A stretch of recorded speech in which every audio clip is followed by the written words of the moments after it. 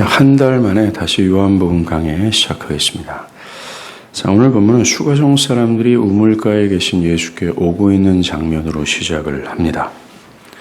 수가성 사람들이 예수께 오고 있는 이유는 한 여자가 전해준, 여러분들 동네 밖에 있는 우물가에 있는 유대 사람이 우리가 그토록 기다리고 있던 메시아입니다 라는 복음을 듣고 그것을 확인하려 오고 있는 겁니다. 이 마을 사람들에게 예수를 소개한 여자가 어떤 여자인 줄을 알면 지금 되어지는 이 상황이 얼마나 충격적인 일인지를 우리는 알 수 있어요. 이 여자는 수가성에서 가장 불결하고 부정하다고 조롱을 받던 여자였습니다. 이 여자는 전에 5 남편이 있었고 지금 함께 살고 있는 남자도 합법적인 남편이 아닙니다. 이 여자는 그 당시 3번 이상 혼인한 것은 법적으로 허용될 수 있지만 종교적으로는 인정되지 않은 율법을 반역한 자로 살고 있는 거죠. 일반적인 사회 통념상 그런 식으로 혼인한 부부를 사회적으로 상당히 혐오했던 그 당시였습니다. 이런 사회적 풍토로 봤을 때 이 여자는 그 당시 유대 사람들에게 부정하다 조롱을 받던 수가성조차도 매우 불결하고 부정한 여자로 비난을 받았을 것이 뻔하다는 거예요. 그런 조롱과 비난으로 그녀는 죄책감과 함께 자신을 비난하는 마을 사람들에 대한 증오와 원망이 가득했을 겁니다. 그것으로 인해 마을 사람들과 마주치는 것을 꺼려해서 해가 중천에 떠 있는 그 시각, 사람들이 한 명도 다니지 않는 그 시간에 사람들의 눈을 피해 우물가로 온 거예요. 여자는 5명의 남자와 살고 있다는 것을 봐도요, 꽤 오랫동안 이런 삶을 지속했다고 볼 수 있습니다. 즉, 이 여자는 자신의 부정한 사생활을 무척이나 집착하고 있다는 거예요. 이 여자는 현재 마을 사람들에게 비난을 받고 있음에도 불구하고 자신의 부정한 삶을 버리려고 하거나 자신의 어떤 삶을 개선할 의지가 없었습니다. 과거 이 여자와 함께 살았던 남자들은 합법적인 남편이 아닐 가능성이 높아요. 예수님은 여자에게 네가 남편이 없다는 말이 옳도다. 너에게 남편 5이 있었고 지금 있는 자도 네 남편이 아니다 라고 하셨습니다.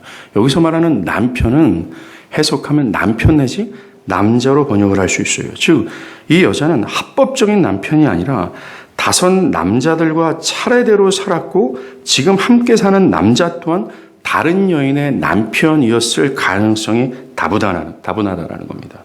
이것을 근거로 이 여인은 반복적으로 음행을 저지르고 있고 자신의 이 부정한 사생활을 버리지 않고 집착한다라고 말할 수 있어요. 꽤 오랫동안 이 문제로 사람들의 조롱과 비난을 받고 있음에도 불구하고 또한 그것으로 인해서 큰 괴로움과 고통과 외로움이 점철되는 죄의식이 사로잡혀 있을 수밖에 없음에도 불구하고 여전히 그는 엉망진창이 된 자신의 부도덕한 삶을 고집하고 있는 거예요.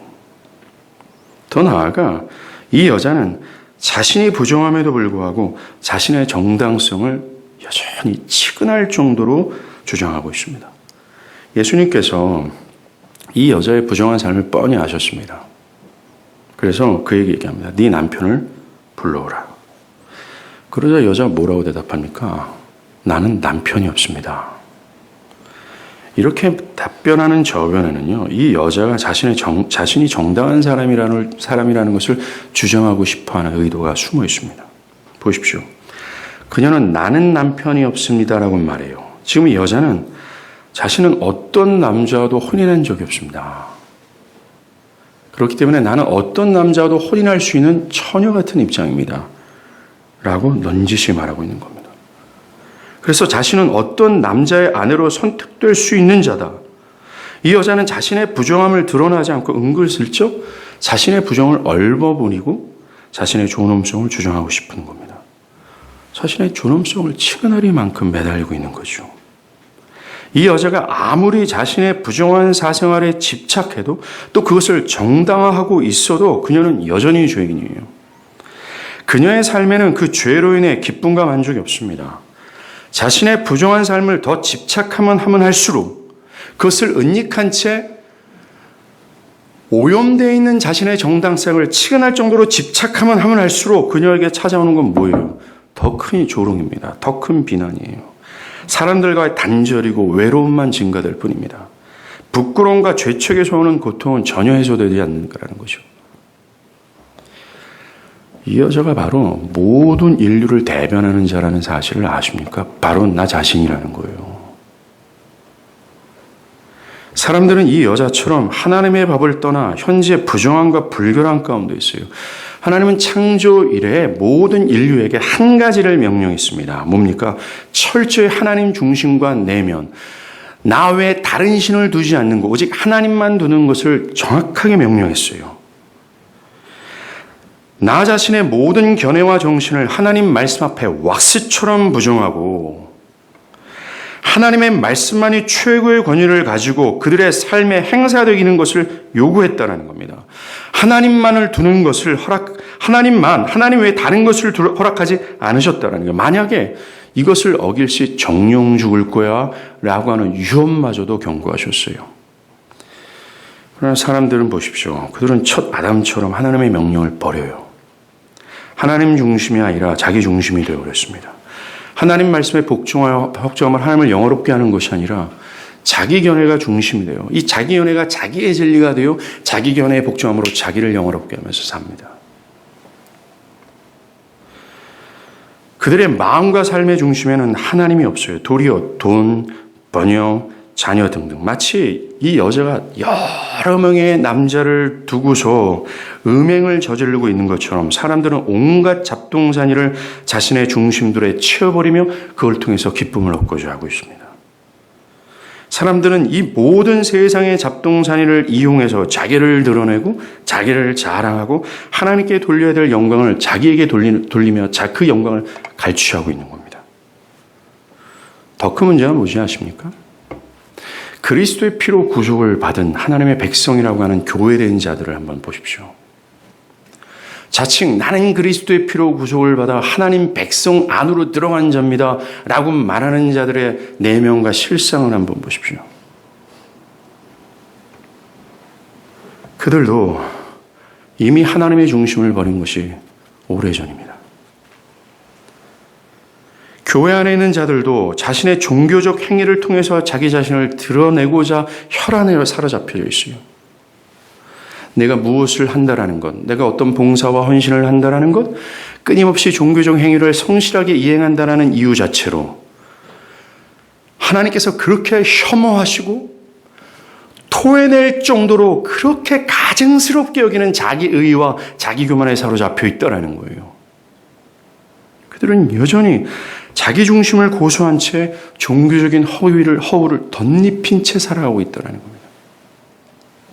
마땅히 배려해야 될 이 나의 모든 자안에 있는 나의 영역 속에 있는 모든 것들을 부정해야 됨에도 불구하고 세상과 똑같은 것을 추구함에도 불구하고 말입니다.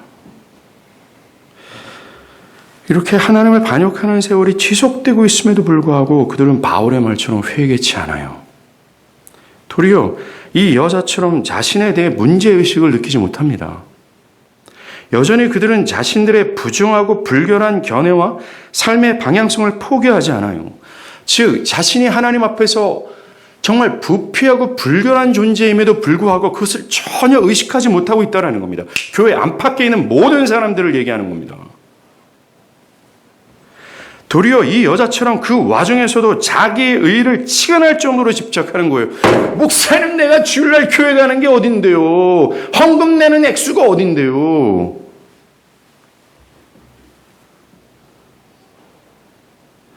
분명하게도 그들은 하나님을 버렸어요. 하나님을 반역했습니다. 그것으로 인해 저주스러운 고통이 점철되고 있음에도 돌이키는커녕 치근할 정도로 그들의 정당성을 주장하고 있어요. 회개, 참회, 돌이킴, 통회, 자복 이런 것에는 관심이 없을 정도로 죄에 대해서 무감각할 정도입니다. 심지어 그런 것이 필요 없다는 식의 신앙적 견해를 가지고 있어요. 이것에 대해 칼 메닝거가 이렇게 말합니다. 선지자들과 예언자들의 애가와 질책 속에서 우린 죄에 대한 언급을 놓치고 있다. 죄는 예언자들이 가장 강조하며 사용한 단어였다. 그리고 한때는 모든 사람의 마음속에 자리하고 있던 단어였다.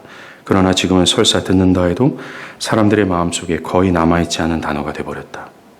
그것은 현재 인류가 당면한 이 저주스러운 상태가 죄와 연관되어 있지 않다는 의식마저 만들어버렸다. 이 말이 뭡니까? 우리가 지금 당면하고 있는 모든 불행, 모든 고통과 모든 어둠이 인간의 죄로 말미암아 자초된 결과라는 사실마저도 잊어버렸다라는 거예요. 그저 사람들에게는 모호한 죄의식만 남았을 뿐이다라고 말합니다. 사람들은 죄의식을 가지고 있는 것은 인간을 폄하하고 불행하게 만드는 것이라고 주장합니다. 죄의식이 사람을 해야 하는 심각한 질병으로 취급하는 거죠. 죄를 지은 자들은 또 다른 이유로 해서 피해자일 뿐이다라고 얘기하는 겁니다. 어떤 사람이 강도짓을 하다가 가게 주인의 총으로 맞아 죽었어요. 근데 그는 무죄를 선고받을 뿐만 아니라 보상금마저 받았습니다. 그를 변호한 변호사가 이렇게 얘기해요. 이 사람은 또 다른 사회의 피해자라고 얘기합니다. 오늘날 사람들이 생각하고 있는 이 죄에 대한 사고를 아주 정확하게 보여주는 예라고 생각해요.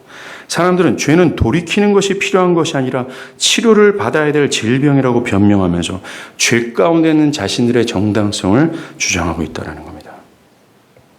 심지어 오늘날 교회 안에서는 죄, 회개, 참회, 대속, 회심, 이것이 역사적 교회에서 가장 소중했던 단어였잖아요. 그들이 교회를 나왔던 이유며 교회를 지속해서 출석했던 이유가 바로 이거였습니다. 그들이 이것에 목말라 있고 이것을 추구하고자 다른 모든 것을 다 내려놓을 정도로 이것을 열망하고 깔망했어요. 그들은 자신의 죄에서, 이 죄의 의식이 가둬다주는 이 죄의 엄청난 질병에서, 이 죄의 엄청난 저주에서 자유하고자 그들은 교회를 다녔다는 겁니다. 그런데 오늘날 이 교회만이 전할 수 있는 이 독특하고 중요한 메시지를 듣기가 참으로 힘듭니다. 어떤 경우에는 특별한 날을 정해서야지만이 이런 메시지를 들을 정도예요. 교회 안에 있는 사람들마저도 죄에 대해서 대수롭지 않게 여길 정도입니다. 정말 죄와 피 흘리기까지 싸웠던 믿음의 선조들과는 전혀 다른 신앙의 스탠스를 가지고 있어요. 그들이 갖고 있는 신앙한다라고 하는 개념은 죄와 싸우면서 거룩함에 도달하기를 분투했던 것이 신앙이었어요. 근데 오늘날 신앙을 그저 교회 생활하는 것 아닙니까? 교회 안에 있는 사람들과 노닥거리고 교회 안에 있는 사람들과 즐겁게 교제하는 것, 그것을 신앙한다라고 얘기하잖아요. 여러분들 이상하지 않습니까? 거의 2000년 동안 교회가 정의했던 신앙의 개념과 오늘날 고작 한 3, 40년 정도 정의하는 신앙의 개념이 왜 이렇게 극단적으로 다른지요? 거룩을 위한 싸움이 중단되어 버렸어요. 현재 교회는 자신들의 죄의 상태와 처지에 대해 심각하게 생각하지 않습니다. 자신이 어떤 종교적인 행위를 했고 또 무엇을 하고 안 했다라는 것으로 한껏 자기에 의해 사로잡혀서 자신 앞에 실제적으로는 자신이 신자가 아닌 지옥의 형벌 앞에 직면해 있다는 사실을 모른 채 그저 자기의 정당성을 집착하고 있어요. 여러분은 어떻습니까? 여러분들은 이 죄의 문제를, 이 죄의 문제에 대해서 이 여자처럼 무감각한 가운데 빠져 있지는 않습니까? 자신이 뻔히 죄 가운데 있음에도 불구하고 여러분의 내면과 정신과 여러분의 중심에 하나님이 아니라 다른 잡동사니를 두고서 이걸 통해서 기쁨과 영광을 갈취하고자 하는 이런 상태에 있음에도 불구하고 자신에 대해서 아무런 문제의식을 갖고 있지는 않습니다. 그 원인이 내가 every Sunday 예배를 드리고 헌금을 드리고 또한 내가 충성하고 봉사하고 사람들과 좋은 관계를 유지한다라고 하는 나의 행위적, 이 율법적 행위를 근거해서 여러분들의 의의를 주장하고 있다면 absolutely 여러분들은 바로 정말 지옥 앞에 직면해 있다는 사실을 꼭 기억해야 돼요.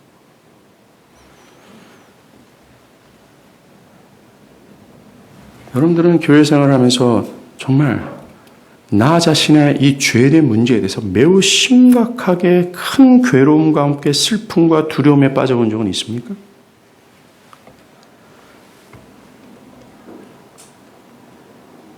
그렇지 않고 기독교 신앙으로 들어온 것이 문제였습니다.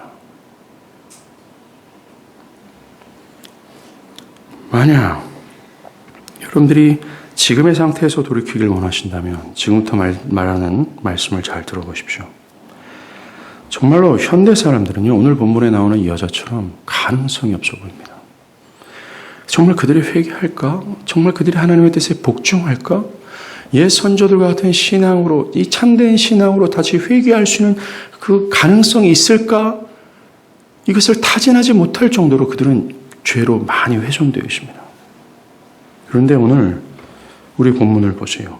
이런 처지에 있는 사람에게 놀라운 일이 벌어지는 겁니다. 오늘 이 여자로 인해 그녀를 그토록 조롱하고 비난했던 이 동네 사람들이 예수께 향하고 있어요. 그토록 부정한 여자가 소개하는 예수께 나오는 겁니다. 이게 충격적인 일입니다. 이게 어떻게 가능했을까요? 여러분들 동네에 이런 여자가 있다고 생각해 보십시오. 이런 남자가 있다고 생각해 보십시오. 정말 삶은 완전히 무너지고 누가 봐도 조롱할 자예요. 나는 그 사람이 있으면 같이 난 밥을 못 먹을 정도로 그렇게 혐오스러운 사람이 로 말미암아 동네 모든 사람들이 예수를 향하고 있다는 거 충격적인 일 아닙니까? 어떻게 그 성에서 가장 불결하고 하는 이 여자의 말에 그들의 마음이 움직였을까요? 그 첫 번째는 그녀가 전하는 경험적 사실 때문에 그렇습니다. 그녀가 말하는 그리스도를 그저 누군가에 의해서 들은 것이 아니에요. 그냥 모호한 환상 중에 본 것도 아닙니다. 그녀는 우물가에 있는 유대인 남자가 그리스도 메시아임을 받고 그를 친히 만났고 그의 메시지로 인해 그를 확신했어요. 이 부인할 수 없는 경험적 사실에서 나오는 확신으로 그는 복음을 전한 겁니다. 그것으로 그들의 마음이 움직였을 거예요. 주저할 수 없고 전하지 않으면 견딜 수 없는 이 사실을 그녀는 전한 겁니다. 자, 우리는 여기서 이 복음을 전하는 당사자의 옛 과거의 어떤 지울 수 없는 부끄러운 죄악들이 있잖아요. 이것이 복음을 전하는 것과 상관없다는 것을 우리는 여기서 보게 됩니다. 그들이 예수께 오고 있는 두 번째 이유는 그녀의 변화 때문에 그래요. 지금껏 이 여자는 자신을 용납치 않고 조롱하던 수가성 사람들을 원망하고 증오했습니다. 그럼 미움으로 인해 이 여자는 그 사람들과 상종하지 않았어요. 미움이 가득했습니다. 그런데 이 여자가 무슨 일이 있는지 방금 전까지만 해도 미움과 원망, 그들과 상종하지 않겠다라고 단절한 상태로 홀로 그 뜨거운 시간에 우물가에 왔음에도 불구하고 그 원망과 미움이 온데간데 없이 사라졌습니다. 와서 보라, 이게 그리스도가 아니냐라고 말이죠. 정말 오늘 아침까지도 그들의 눈을 피할 정도로 지금 그들에게 전도였는데 지금 그들에게 생명의 주 그리스도를 소개하고 있어요. 와서 보라, 이게 그리스도다라고요. 원망과 증오의 대상을 향해 지금 생명의 길을 제시할 만큼 그들을 긍휼히 여겼고 사랑했습니다. 놀라운 전환이에요. 일순간에 일어난 변화입니다. 놀라운 것은 그녀가 더 이상 사람들의 눈을 피하지 않았다는 겁니다. 그녀는 자신의 죄에서 적극적으로 돌이키기 시작한 거죠. 죄가 주는 정죄와 두려움에서 벗어난 겁니다. 그 결과 자유와 함께 그동안 있었던 원망과 증오가 사라지고 사랑과 긍휼이 그를 지배하게 된 거예요. 그녀는 정말로 하나님의 형벌과 진노에서 구원을 받은 겁니다. 율법의 정죄에서 자유케 된 거죠. 이 모든 일이 어떻게 가능했을까요? 어떻게 부정하고 불결한 이 위선적인 여자가 한순간에 이렇게 변화될 수 있을까요? 저는 여러분께 잘 기억해야 될 단어가 한순간이라는 겁니다. 한순간에 매우 급진적으로 마치 하나님께서 태초전에 빛이 있으라 할 때 0.01초의 순간에 빛이 나타나는 것처럼 어떻게 낸 일일까요? 그녀가 이렇게 변화된 이유는 단 한 가지입니다. 그리스도를 만났기 때문에 그래요. 이 여자의 이런 변화와 이 변화와 함께 찾아오는 이 복음의 확장, 수가성 사람들 전체가 그리스도께 나오는 이런 놀라운 열매의 이유는 하나입니다. 그가 그리스도를 만난 거예요. 이 여자가 보여주는 이 변화야말로 오늘 본문 34절에서 예수께서 말씀하시는 그가 이 땅에 오신 가장 중요한 목적이며 그의 삶의 우선순위가 됩니다. 요한복음 20장 31절에 예수가 하나님의 아들 그리스도이심을 믿어 생명을 얻게 하려 합니다 라고 한 죄로 말미암아 죽은 죄인이 생명을 얻는 것, 그것이 주님이 이 땅에 오셨고 이 땅에서 살아가는 목적이며 이것만을 위하여 삶을 살아갔다라고 하는 바로 그것이에요. 분명히 알 수 있는 것은요, 그리스도가 전해주는 생명으로 말미암아 나타나는 이 변화요. 이 변화는 그저 내 내면과 정신 속에 사장되어 있지 않다라는 겁니다. 이 생명력은 나의 내면과 견해와 정신을 뚫고 삶과 행동의 범위까지 영향을 끼친다는 겁니다. 여자를 한번 보십시오. 그는 그리스도를 만남으로 말미암아 얻은 생명으로 변화를 받았어요. 그 변화는 그저 내면과 정신의 변화가 아니었습니다. 그의 삶의 전방위적인 것에 그 생명과 변화는 영향을 끼쳤다는 겁니다. 나의 인격과 삶을 변화시키는 것으로 그 생명은 증명이 되는 거예요. 다른 사람들과의 관계에서도 이 생명은 드러나며 그 열매는 나의 내면에 가둬둘 수 없을 정도로 강력한 생명력을 가지고 있다는 거예요. 우리는 예수께서 그들의 열매로 그들을 알지니 라는 말씀을 기억해야 됩니다. 예수를 믿어 진짜 생명을 받아요. 진짜 구원을 받아요. 그래서 참된 변화를 이루어요. 그것이 참인지 거짓인지는 열매로 안다라고 얘기합니다. 성경에서 말하는 열매 같다면 그를 인정하지 말라는 것이 성경의 판단입니다. 중요한 것은 이 급진적이고 순간적이며 매우 충격적인 변화는 오직 예수 그리스도와 관련이 있습니다. 예수와 무관할 수 없어요. 이 여자가 그런 급진적인 변화를 받을 수 있었던 것은 예수를 만났기 때문에 그래요. 자, 그렇다면 예수 그리스도의 만남을 어떻게 이해해야 될까요? 그냥 예수를 만나면 되는 걸까요? 복음서에서는 수많은 사람들이 예수를 만났음에도 불구하고 이 변화를 갖지 못했습니다. 그냥 예수에 관해 아는 것을 의미하는 걸까요?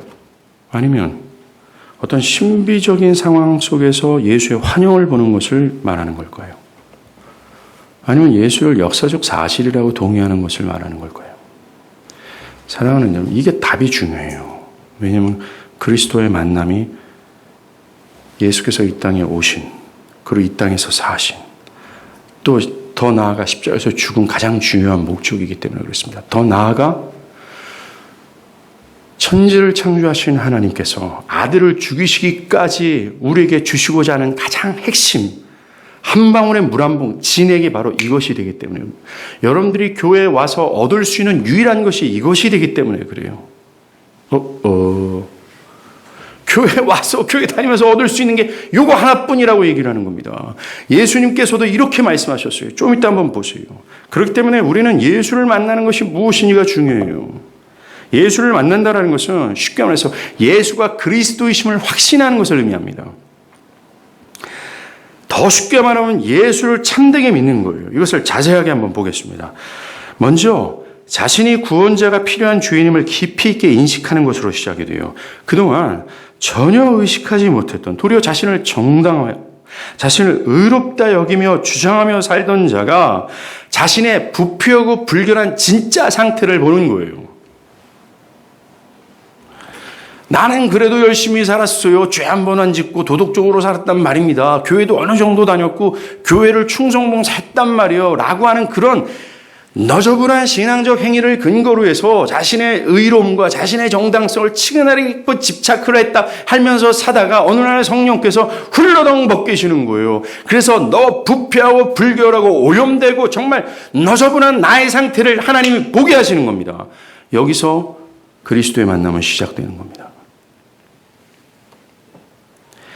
자신이 하나님을 반역하고 부패하고 하나님의 영광을 훼손한 죄인 중에 괴수라는 사실과 함께 자신 앞에 직면해 있는 하나님의 형벌을 발견하는 거예요. 아, 내가 모든 것이 다 틀렸구나. 문제는 내 지와 힘으로는 이 하나님, 내 앞에 직면해 있는 하나님의 심판과 형벌에서 자유할 수 없다는 거예요. 내가 아무리 연락에 무엇을 해도 여기서는 못 벗어난다는 것을 절절히 깨닫고 그것 때문에 슬퍼하고 두려워하는 겁니다. 무엇을 해도 행복하지 않아요. 자녀도 잘 나고 정말 직장과 사업이나 쭉쭉빵빵 잘 되고 있어요. 모든 것이 다 편하는데 이 사람은 정말 세상이 다 꺼질 정도의 근심에 사로잡혀 있어요. 이 세상의 모든 것이 썩어질 것으로 보면서 이 한정된 것이 아무리 영광스럽도 그에게는 소용이 없어요. 그가 직면한 진짜 현실, 이 하나님의 형벌 앞에서 자기가 자유케 되는 이 사안이 나의 힘으로 되지 못한다라는 사실 때문에 그저 두려워하고 정말 근심합니다. 며칠이든 몇 달이든 때로는 그 이상의 시간을 구원의 문제로 큰 근심에 빠지는 거예요. 오늘날 이런 은혜 없이 나 예수 믿어요 하는 사람들이 이런 구라치는 것 때문에 믿음이 오염되고 신앙이 오염돼서 교회의 거룩함이 훼손되는 겁니다.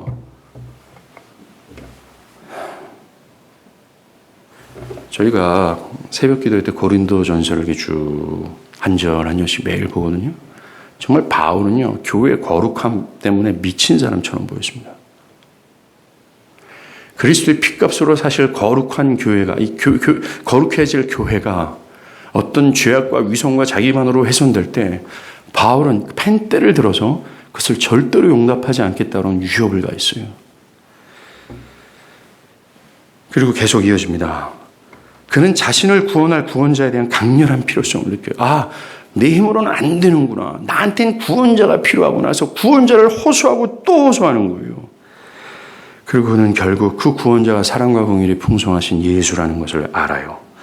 그분께서 십자가에서 행하신 대속적 죽음만이 자신이 구원을 받을 수 있는 유일한 대안이라는 사실을 확신하게 되는 겁니다. 그러면 사망에 있는 자가 유일한 대안을 찾을 때 그 대안은 그에게 가장 기쁨이 가치가 되지 않습니까? 똑같아요. 예수 그리스도가 자신의 죄를 깨달은 자에게 유일한 대안이라는 사실을 깨달을 때 그에게 예수는 가장 큰 가치와 기쁨의 대상이 되는 거예요. 그래서 우리가 아브라함을 통해서 봤던 것처럼 이삭을 통으로 하나님께 번제물로 드릴 정도로 하나님을 기뻐하는 자로 변화가 되는 겁니다. 믿음은 여기서 멈추지 않아요. 무한히 예수가 유일한 대안이며 그리스도의 심을 확신하고 또 확신합니다. 세상의 다른 무엇보다 예수를 존귀히 여기며 사랑하는 거예요. 그 예수를 다른 사람에게 전하지 않으면 견딜 수 없는 흥분과 열망이 그를 움직이게 되는 겁니다. 그리고 죄에 대한 인식과 그 죄를 혐오하는 마음으로 죄와 싸우고 죄에서 끊임없이 돌이키고자 하는 삶을 사는 거예요. 이것이 예수를 만난다, 예수를 믿는다라는 의미입니다. 여러분의 생명으로도 변화를 받기 위해서는 이런 그리스도의 만남이 필요해요. 이 만남이 있기 전까지는 자신이 이루었다라고 말해서는 안 됩니다. 이 그리스도의 만남이 수가성 사람들을 그리스도께로 오게 했어요. 그럼 과거 마틴 루터가, 수도에서 했던 마틴 루터가 예수를 만났을 때 그를 통해 역사상 수많은 사람들이 예수께 오지 않았습니까? 루터 동안 수년간을 자신의 죄됨으로 인해 두려운 시절을 보냈어요. 이 두려움, 자기 앞에 직면한 그 하나님의 형벌을 깨닫고 그는 수년간을 이 두려움에서 어떻게 하면 자유할 수 있을까라고 하면서 그 당시에 교회가 가르치는 모든 것을 다 지켜 행했습니다. 그럼에도 불구하고 자유치 못했어요. 그러나 결국 그가 어떻게 됩니까? 오직 믿음으로 말미암아 산다라는 이 숭고한 진리를 깨닫고 그는 결국 죄에서 자유케 된 거예요. 그는 정말 유일한 대안인 그리스도를 발견한 거죠. 그 결과는 우리가 잘 압니다. 연약하기 짝이 없는 이 한 사람으로 전 인류의 역사의 흐름이 바뀌어요. 이건 부인할 수 없는 사실입니다. 교회 밖에 있는 세속 역사가들도 루터의 변호로 말미암아 나타난 이 종교 개혁이 인류 역사의 큰 전환점을 가져다 줬으며 종교 개혁이 없었다면 현재 미국을 비롯한 정치와 경제, 예술, 모든 세상의 모든 잡다한 것들은 예전 그대로 있을 수밖에 없다라는 것이 세속 역사가의 평가입니다. 그리스도를 만난 이 허접한 수도사 한 명으로 말미암아 수많은 사람들이 그리스도께 왔어요. 그 생명력은 그 한 사람에 멈춘 것이 아니라 끊임없이 확장되는 것을 볼 수가 있습니다. 여기서 뚜렷한 사실을 알게 됩니다. 뭐예요? 오늘 우리가 보고 있는 이 역사, 부정하고 불결함을 파렴치하며 도저히 변화될 수 없을 것 같은 이 여자가 변화됐던 이 역사는 루터를 통해서 증명된 게 뭡니까? 성경시대 이외에도 지금도 여전히 역사될 수 있음을 말해주는 겁니다.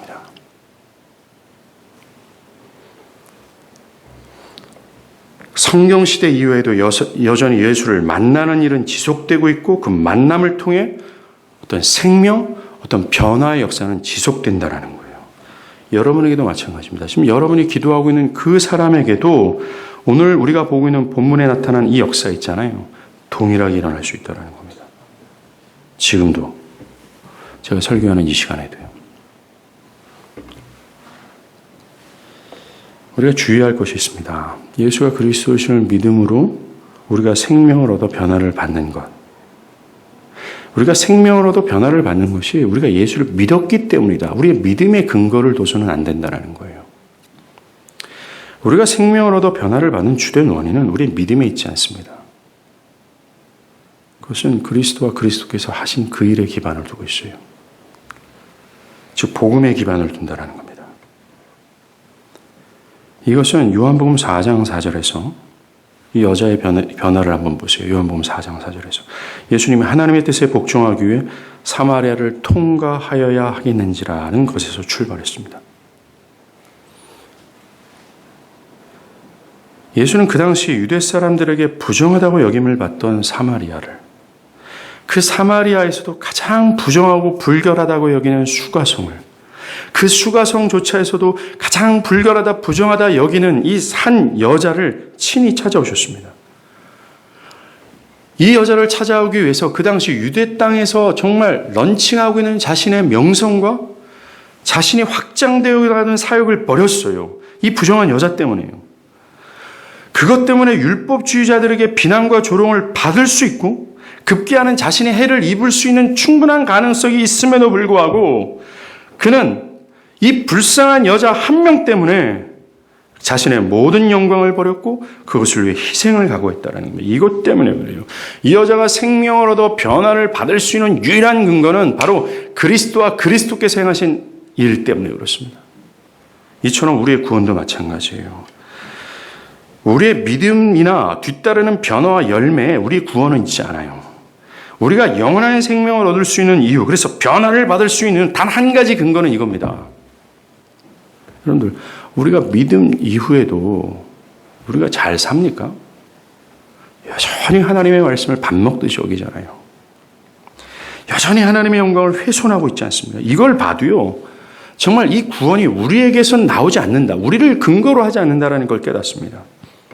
우리의 구원은 모두 그리스도와 그리스도께서 행하신 그 일의 근거예요. 그리스도는 자신을 반역하고 죄로 인해 부정하고 불결하게 된 이 땅에 오셨습니다. 하늘 영광을 버리셨어요. 하나님과 동등되시는 것들, 하늘의 모든 거룩한 피조물로부터 영광받는 것을 포기하셨습니다. 왜요? 뭘 위해? 사마리아처럼 불결하고 부정한 죄인을 위해 그렇게 하셨어요. 이게 어처구니 없는 일 아닙니까? 복음의 시작이 이거예요. 사마리아 여자가 바로 모든 인류를 예표하면 나 자신을 예표해요. 근데 그런 자들을 위해서 모든 하늘의 영광을 다 포기하고 불결한 이 땅으로 오신 겁니다. 그리고 예수는 더러운 죄의 유혹에 노출될 수 있는 육과 육신을 입으셨어요. 그리고 죄인들의 모든 죄를 жил머지고 그들이 받아야 될 형벌을 대신 다 받았어요. 그래서 처참한 죽임을 당한 겁니다. Why? 수가성에 살던 여자 같은 자에게 생명을 주고 변화를 주기 위해서요. 심지어 죄라는 의식도 없이 어떤 문제의식도 없이 돌이키려고 할 생각조차도 않은 도리어 자신의 정당성을 여전히 주구장창 주장하는 그런 파렴치한 자들을 위해 예수가 하늘 영광 버렸고 십자가에서 잔인하게 유린당했다라고 얘기를 하는 겁니다. 이 어처구니 없는 사건이 복음이에요. 이 복음이 우리가 구원을 받는 근거요 전부입니다. 우리 구원의 모든 공로는 얄팍한 우리의 종교적 행위에 있지 않아요. 그것은 일도 영향을 주지 않습니다. 우리 구원에. 우리의 헌신이나 봉사나 도덕적인 삶도 전혀 도움이 되지 않아요. 그래서 바울이 율법의 행위로는 의롭다 하기를 받지 못한다. 즉 너희들의 선한 행위는 그것으로는 절대로 구원을 얻지 못한다라고 얘기하는 겁니다. 오직 그리스도와 그분께서 행하신 그 일이에요. 십자가에서 성취하신 죄사함과 의롭다 여김을 받게 하시는 그의 공로를 믿는 겁니다. 내가 구원을 얻기 위해서는 나의 행위나 노력이나 나의 도덕적인 삶이나 수고나 단 1도 도움이 되지 못한다는 사실로 나의 모든 것을 부정하는 겁니다. 오직 그리스도의 공로만을 의지하는 거죠. 믿음으로 예수께서 십자가에서 행하신 그 죄사함과 공로와 완전한 복종이 나에게 전가된다는 이 진리를 믿는 겁니다. 여러분들, 사랑하는 여러분, 기독교의 믿음은 단순히 그냥 모호한 어떤 대상을 향한 또 모호한 어떤 진리 체계를 향한 나의 결단과 결심이 아니에요. 기독교가 말하는 믿음은 정확한 진리를 믿는 겁니다.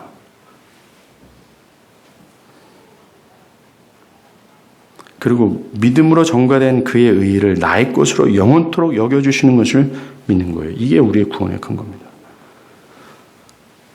우리의 구원은 철저히 그리스도와 그리스도께서 행하신 그것에 근거하고 있어요. 그리고 지금까지 우리가 나눴던 이 여자가 그리스도를 만남으로 나타나는 이 생명의 변화, 이 급진적이고 영광스러운 변화, 모든 것에서 자유케 되는 이 변화, 이 변화가 오늘 보면 34절에서 예수께서 말씀하신 나의 양식이라고 예수님의 양식이에요. 주님은 34절 한번 볼래요?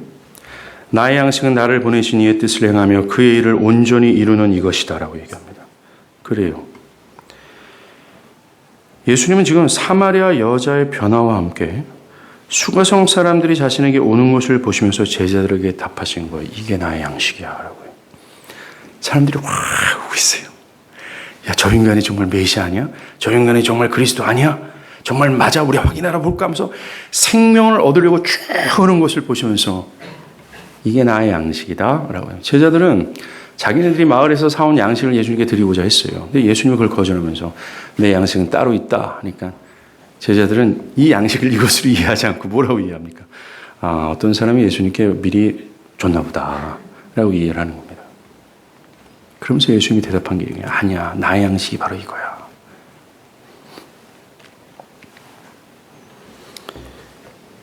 이 변화, 죄의 사함을 받아 자유케 되는 것, 그의 뒤따르는 열매를 보는 것, 이것이 나의 양식이라고 말씀하세요. 그리고 예수님은 이것이 예수님을 이 땅에 보내신 하나님 아버지의 뜻이고 자신이 이 땅에 오신 목적이라고 얘기를 하는 겁니다. 뭐가요? 이 변화가 생명을 얻는 것이 이것으로 나타나는 열매가 말입니다. 그러나 양식이 뭡니까? 요한복음 6장에서 예수님이 썩을 양식을 위하여 일하지 말라라고 하신 말씀처럼 사람들은 이 양식을 위해 광야 같은 세상에서 죽을 각오를 하면서 살고 있어요. 양식은 모든 사람들의 기본적인 욕구인과 동시에 인생의 목적과 같다 해도 과언이 아닙니다. 여러분들이 지금도 미치도록 살아가고 염려하고 걱정하며 계획하며 머리를 싸매면서 뭔가를 하고자 하는 궁극의 목적이 양식 아니에요. 나의 전 모든 에너지를 다 쏟아붓는 게 궁극의 이유가 양식 아닙니까? 떡이에요. 예수님이 말씀하시는 양식은 결코 이게 아닙니다. 예수님의 나의 양식이라고 말하는 것 의미는 이거예요. 예수님이 이 땅에 오신 이유, 이 땅에서 살아가는 이유, 자신의 모든 진액을 다 쏟아부어서 쟁취하고 싶은 것, 그의 삶의 목적이며 그가 이 땅에 오면서 살면서 두고 있는 가장 삶의 우선순위, 그게 양식이란 뜻입니다. 주님은 구체적으로 얘기해요. 나의 양식은 곧 하나님의 일을 온전히 이루는 것이라고 얘기합니다. 이상하죠. 일반적인 사람들이 가지고 있는 기본적인 욕구와 삶의 목적은 자기 자신이에요. 사람들이 가진 욕구와 삶의 목적은 자기 자신의 배를 위한 것이고 타자가 아닌 자신의 뜻을 이루는 것이 됩니다. 그런데 주님은 차이가 있습니다. 주님의 기본적인 욕구와 삶의 목적은 전혀 반대예요. 나의 일이 아니라 아버지의 일입니다. 나의 뜻이 아니라 아버지의 뜻이에요. 주님이 이 땅에서 우선적으로 성취하고자 하는 그의 뜻에는 자기 자신이 없어요. 정말로 빌립보서 2장에서 바울이 말한 것처럼 그는 하나님의 뜻, 자기를 땅에 보내셔서 이루고자 하는 우리가 말하고 있는 그것을 이루기 위하여 자기를 다 비웠습니다. 그리고 죽기까지 그 일을 성취하고자 하셨어요. 그의 간절한 열망, 그가 죽기까지 이루고셨던 그것을 위해 자신을 다 비운 겁니다. 사랑하는 여러분, 빌립보서 2장에서 바울은 이것을 겨냥하면서 우리에게 권면해요. 우리 믿는 신자들에게 너희는 이 마음을 품어야 돼라고 얘기합니다. 사랑하는 여러분, 그리스도께서 사람들은 대체적으로 자기 배와 자기의 삶의 뜻과 목적을 성취하고 하지만 예수님이 이걸 다 털어버리고 하나님의 뜻과 하나님의 영광이었단 말입니다.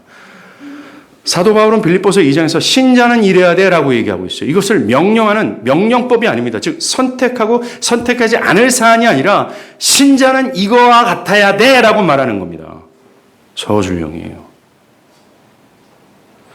주님이 가지신 기본적인 욕구, 나의 뜻이 아니라 아버지의 뜻이 이루어지는 것, 그 아버지의 뜻이 성취되는 것을 우리가 바라는 거예요. 그것을 위해 자신을 비운 자들이 시인자라고 얘기합니다. 여기에서 예수님이 하나님의 일을 온전히 이루어야 한다라는 말을 통해서 아직 하나님의 일이 완성되지 않았다는 걸 알 수 있습니다. 그러면 미완성된 하나님의 일이 뭘까요? 예수님이 성취해야 될 그 일, 간절히 열망하는 그 일. 예수님이 하나님의 일이라고 할 때 그 일이라는 단어는 단수형으로 기록되어 있습니다. 즉 어떤 특정한 한 가지 일을 뜻해요. 이것을 요한복음 12장 24절에서 주님이 말합니다. 하늘의 밀이 땅에 떨어져 죽지 아니하면 하늘 그대로 있고 죽으면 많은 열매를 맺나니. 해서 암시하는 자신의 십자가의 죽음을 뜻하는 겁니다. 십자가의 죽음을 통해 죽어마땅한 죄인들이 생명을 얻어 열매를 얻는 것. 이게 주님이 완수하고자 하는 미완의 과업, 하나님의 일이 되는 겁니다. 요한복음 5장 17절에도 주님은 또 얘기해요. 베데스다 연못에 있던 38년 된 병자를 그 병에서 자유케 하신 후에 예수님은 내 아버지께서 이제까지 일하시니 나도 일한다 라고 얘기합니다. 주님이 얘기하시는 일이 뭡니까? 죄의 저주 아래 있는 자들을 자유케 하시는 그 일이라고 얘기하고 있습니다. 결정적으로 예수님이 십자가에서 죽기 전날 밤이잖아요. 아버지께서 내게 하라고 주신 일을 내가 이루어 아버지를 이 세상에서 영화롭게 하였사오니 라고 해요. 맞아요. 주님은 한 가지의 미션만을 가지고 오셨습니다. 그리고 한 가지의 미션이 그의 삶을 드라이브한 거예요. 그 한 가지의 미션을 위해서 모든 영광을 다 비워버리고 다 포기하시고 그 한 가지의 미션을 위해 십자가에 오르셔서 처참하게 위린당하셨고 그 한 가지의 미션을 통해서 주고자 하는 하나도 그 일도 우리에게 단 한 가지라는 것을 기억하십시오. 십자가의 죽음으로 죽어마땅한 죄인이 생명을 얻고 변화를 받아 하나님을 영화롭게 하는 자들로 세워주는 거예요. 오직 이 일뿐입니다. 그러기에 우리는 마땅히 하나님의 그 단 한 가지의 뜻, 그리스도를 통해서 나에게 주고자 하는 한 가지의 뜻이 나에게 성취되기를 바라야 되는 게 마땅한 거 아니에요? 이것이 우리의 인생의 가장 중요한 화두가 되어야 되는 게 마땅하지 않습니까? 이것을 집착하고 또 집착해야 될 사안 아닐까요? 우리는 아들 예수가 십자가에서 죽기까지 주고자 했던 이 생명과 구원을 사모해야 되는 게 마땅한 것 아닙니까? 여러분이 기독교 신앙에 들어왔을 때 유일하게 받아야 되는 은혜가 이거예요. 죄사함과 생명, 그에 뒤따르는 열매야말로 하나님 아버지와 아들 예수께서 창세전에 계획하셔서 그 계획하신 대로 아들을 이 땅에 보내 죽기까지 죽어서 했던 것이 이것이기 때문에 그렇다는 겁니다. 이것이 가장 위대한 선물 아닙니까? 그런데 오늘날 교회 안에는 사람들이 이것을 배워 시덥지 않은 것으로 여기는 것이 분명히 맞습니다. 교회 2000년 역사가 이것만을 말했음에도 불구하고 50년 전부터 아니 100년 전부터 교회는 이것을 시덥지 않는 사안으로 사기게 됐고 이것 말고 더 높은 더 숭고한 차원의 것이 없습니까? 사회를 개혁해야 되고 사회를 도와줘야 되고 어린 사람들을 좀 구제해야 되고 선교해야 되고 수많은 너저분한 일들을 더 중요시 여기면서 지금 하나님께서 말하는 예수님께서 말씀하시는 하나님의 일이라고는 단 한 가지의 미션을 상당히 소외시키고 있다는 것이 맞아요. 그 증거가 뭔지 아십니까? 교회 안에 있는 사람들이 옛 선조들은 이 죄사함과 생명을 얻어 변화받는 것을 사모했단 말입니다. 그 이유 때문에 교회를 왔는데 오늘날 교회 안에 있는 사람들은 이것에 대한 열망과 사모함이 없어요. 그건 기본으로 깔려있는 건 아닙니까? 라고 얘기해요. 그 다음 스텝이 뭡니까? 누가 그런 얘기해요? 바울은 그리스도가 자신의 몸을 줬다라고 얘기합니다. 그리고 주면서까지 구원을 이뤘고 그 구원을 이룰 때 주님이 오실 그날까지 구원을 이루어가라고 얘기를 하는 겁니다. 사랑하는 여러분, 이 하나님께서 주시고자 하는 이 일, 이 미션이 우리에게 오는 것은 그리스도와 만남을 통해서 이루어지는 거예요. 여러분들이 정말 그리스도를 만나야 되는 거 아닙니까? 난 만났어요. 이렇게 그냥 성의 없이 무성의하게 말하지 마십시오. 우리가 성경에서 봤잖아요. 그 역사를 통해서 봤지 않습니까? 그리스도를 만난 것이 어떤 것이며 그 만남에 뒤따르는 열매가 어떤 것인지를 그 앞에서 우리가 하나님을 만났다라고 말할 수 있습니까? 만약에 여러분이 그리스도를 만나 구원을 받은 자라면 확실히 정말 그렇다면 단언 끝에 여러분은 여러분들의 자녀를 향해서 다른 무엇을 원하지 않고 이것을 소원하게 될 겁니다. 오늘날 교회 안에 있는 사람들이 이 하나님 예수님이 말하는 양식을 오해하고 있지 않아요? 제자들처럼. 제자들은 이 양식을 그 영원한 양식이 아니라 썩을 양식이라고 생각을 했습니다.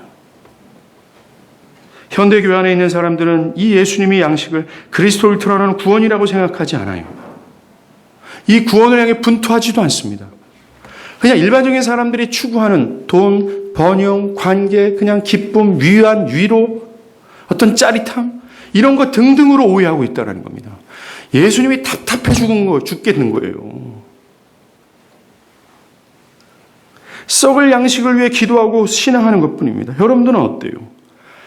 구원 그거 그만하세요. 이제 식상합니다. 좀 더 고상하고 그럴듯한 걸 말하면 안 됩니까? 지금 나의 현실, 나의 당면한 과제를 목사님 아세요? 그런 대안을 좀 말해주면 안 됩니까? 아니에요. 못해요. 왜? 성경이 그걸 말하지 않기 때문에 그렇습니다.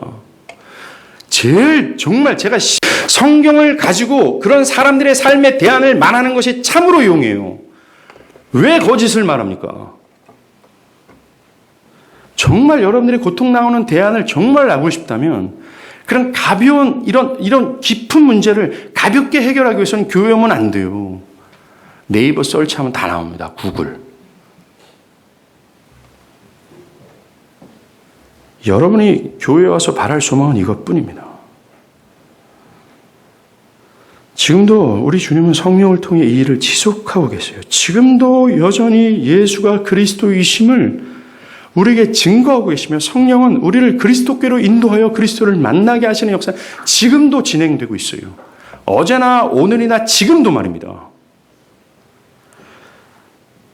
그냥 내일 만나자, 내일 모레 만나자, 내일 모레부터 제대로 하자, 내년부터 제대로 하자 이렇게 낙관주의에 빠지지 않길 바랍니다.